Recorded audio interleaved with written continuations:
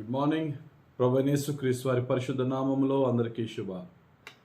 ఈరోజు మన అనుదిన ఆత్మీయ ఆహారంగా యేసుక్రీస్తు యొక్క మనస్సు ఆకలితో ఉన్న వారి పట్ల ఏ విధంగా ఉంటుందో ఈరోజు మనం ధ్యానించుకుని మన జీవితాల్ని కూడా యేసయ్యను పోలి నడవడానికి ప్రయత్నం చేద్దాం. మత్తయి సువార్త 15వ అధ్యాయము 32వ వచనం.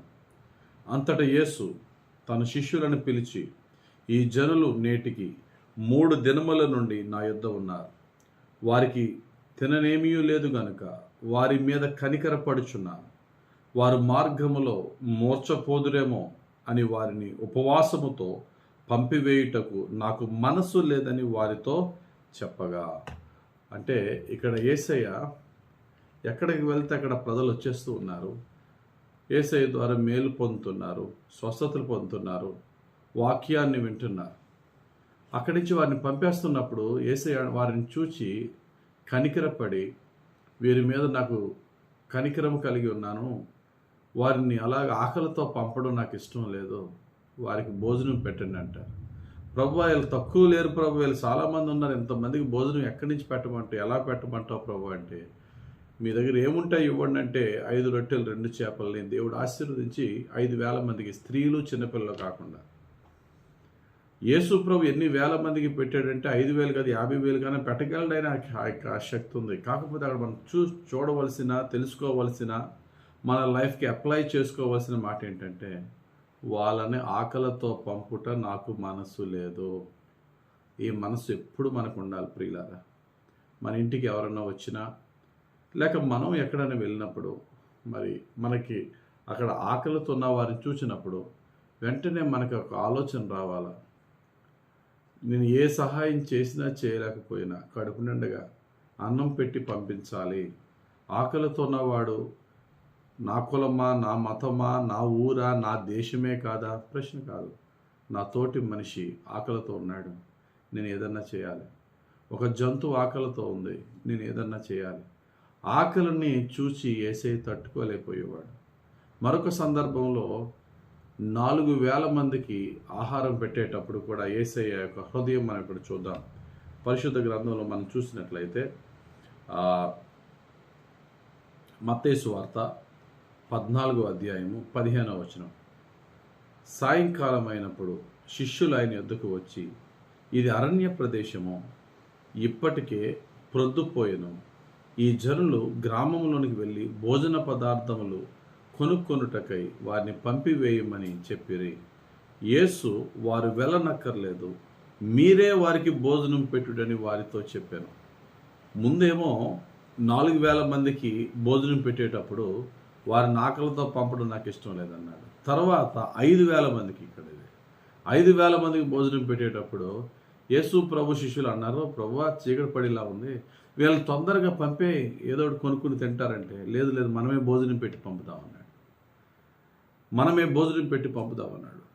అది అక్కడ యేసు ప్రభు కాబట్టి ఆ 5,000 మందికి 4,000 మందికి భోజనం పెట్టేశాడు. మన దగ్గరికి వచ్చిన 4-5 భోజనం పెట్టే స్థితిలో ఉన్నామా? ఒకవేళ ఆ స్థితిలో ఉండి కూడా పెట్టే హృదయం మనకుందా?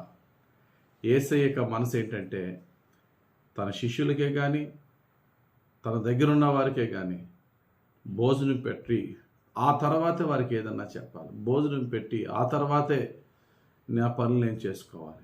ఉదాహరణకి పునరుద్ధానుడని యేసయ్య గలిలయ సముద్రములో పేతురు ఇంకా మిగతా 7 శిష్యులు వల వేసుకుంటున్నారు ఆ గలిలయ సముద్రంలో. తెల్లవారుజామునే రాత్రంతా వలేసుకుని ఒడ్డుకు వస్తూ ఉండగా యేసు ప్రభు వాళ్ళని చూచి, అయ్యా మీ దగ్గర రాత్రంతా వలేసారు కదా, ఏమైనా చేపలు పడ్డాయా అని అడిగారు. వాస్తవానికి చేపలు పడ్డాయా అని అడగలేదు, కానీ తినడానికి కావాల్సినంత పడ్డాయా, అవి అవి పట్టుకుని మీరు అమ్ముకుని డబ్బులు సంపాదించడం కాదు. చూడండి ఒకసారి యోహాను సువార్త 21:5, యేసు పిల్లలారా భోజనమునకు మీ యొద్ద ఏమైనా ఉన్నదా అని వారిని అడుగగా లేదని వారు ఆయనతో చెప్పారు. అప్పుడు ఆయన దోణి కుడి ప్రక్కన వలవేయుడి మీకు దొరుకునని చెప్పాను గనుక వారు అలాగూ చేయగా చేపలు విస్తారంగా పడినందువలన వల లాగలేకపోయారు.